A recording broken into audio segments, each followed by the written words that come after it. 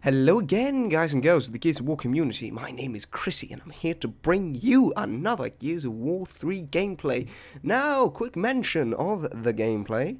I have two back-to-back game battles matches. I know I don't actually play game battles that often, but yes, some of my old friends invited me, and scrims are a bit slow right now, so I thought, yeah, you know what, I'll play some game battles. So here we have two 3v3 matches.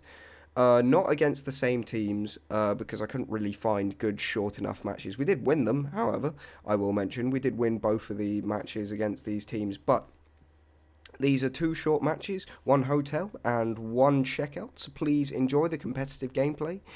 And now, I want to quickly say that I know previously or recent commentaries, I have not been so enthusiastic and not been so lively in them because basically, like, about 2 weeks ago, I was really, really sick. I was just awful. My nose was just spitting out stuff that I've never seen before, and I think I could probably kill people with this kind of thing.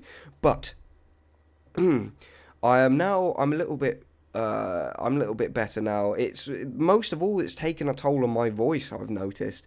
But I'm trying to get past that, and after listening to a few of my previous commentaries, I've been sitting back like, yeah, I've got to put the work in a little bit more. The people can't be enjoying this. But yes, so I am now here to bring good quality commentaries back to my subscribers for you to enjoy again, just so you don't have to sit there and listen to a depressing person just sitting there droning on about, yes, competitive gameplay, things like that. Anyway, so a few commentaries back, a person uh, a person commented saying that I kind of put competitive players on a pedestal over public players, and I think that all competitive players are godly players and things like that. And that his opinion was that there's really no difference between, let's say, skill levels with things like weapons like Nashor, Sniper, stuff like that. There's no difference between the skill level of a competitive player and a public player or a pub star or whatever you like to call them. But I don't completely agree, and I do agree in some ways. I know that there are a lot of competitive players out there who cannot handle their 1v1s, mostly low level GB players, but I have met one or two people in the high level competitive community, let's say people who want to go LAN, who just literally they cannot handle 1v1s and things like that. But other than that, if you were to take people who are likely to come top 5 out of, let's say, 20 to 30 teams in a LAN, like EGL or MLG or something like that, I can bet you that they will be so much better at the game in every single way than a normal player. Now, I understand why this person disagrees.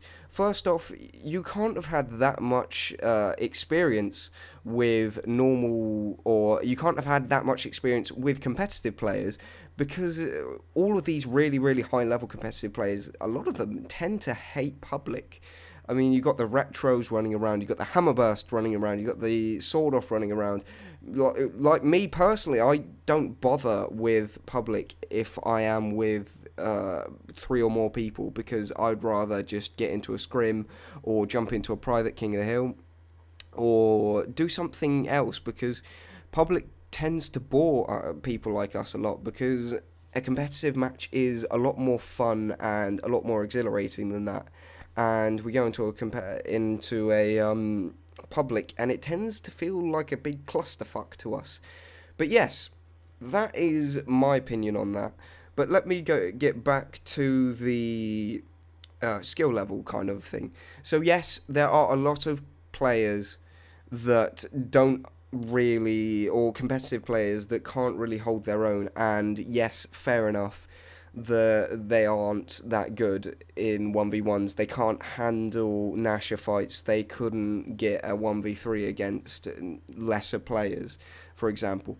But the thing I'm saying is, there's almost, like, when I go into a public match, I very, very rarely find a player which I could sit back and say, yeah, he could get more than 5 out of 10 rounds on me in a 1v1. Just because the thing is, public players tend to play in a different way, and this is the main reason why public players look at competitive players and say, well, they're not so good.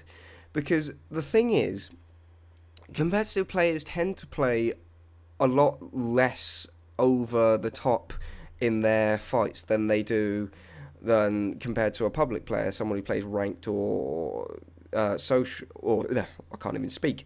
Someone who plays ranked or quick match. I just wanted to clarify that if anybody was sitting back going, "What do you mean by public players? You're just talking about quick match players? Of course, quick match players are bad." It's like, no, I'm talking about public in general. But yes, my point is, public players tend to play a little bit slower, and they tend to go over the top less with their movement, and that's what people tend to see more in these players. They just tend to see them doing a little bit of strafe, moving between cover to cover, rather than what you might see a montage kid do. Because a lot of what the montage kids and things like that have portrayed to a lot of public players as good is mashing the A button to slide to as many walls as possible, then get right up in the guy's face and just kind of one bomb them. But competitive players, it's a lot more tactical. Now, I think this is the round I've been waiting for. Basically, if you see me here, I get the guy down on the right, then I see the guy that's back, I go up for a push, and then I get that sneaky little mantle kick, which not many people actually know about. But yes, it's something like that. It's not necessarily me wall bouncing around, then running up into his face and getting the easy kind of one bomb.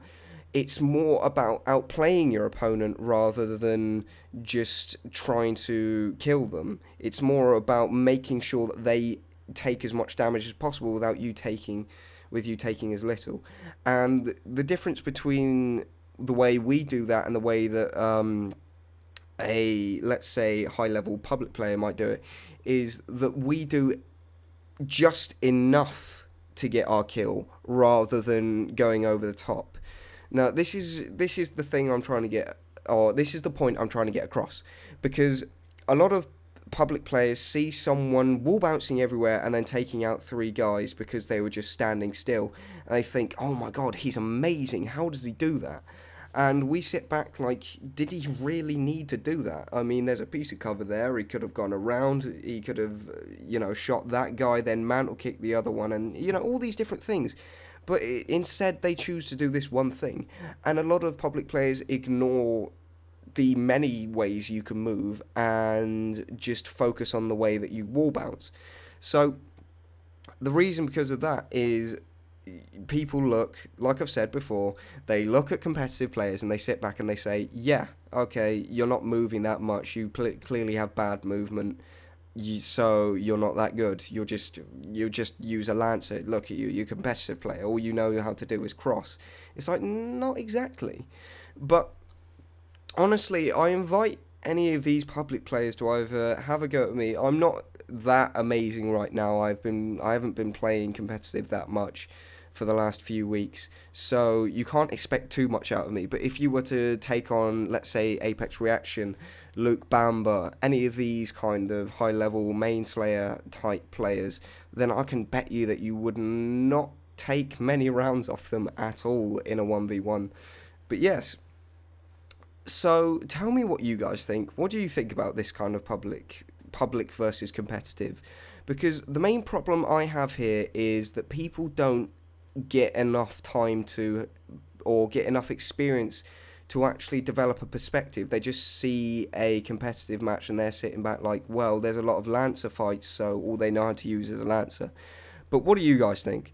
Do you agree with me in saying that competitive players are better, or do you agree with these other people who sit back and say, yeah, no, you're not better, you just Lancer halls and things like that? Anyway, thank you for watching, guys. The gameplay is finally over. It's a nice long 10-minute gameplay. But again, thank you for watching and goodbye.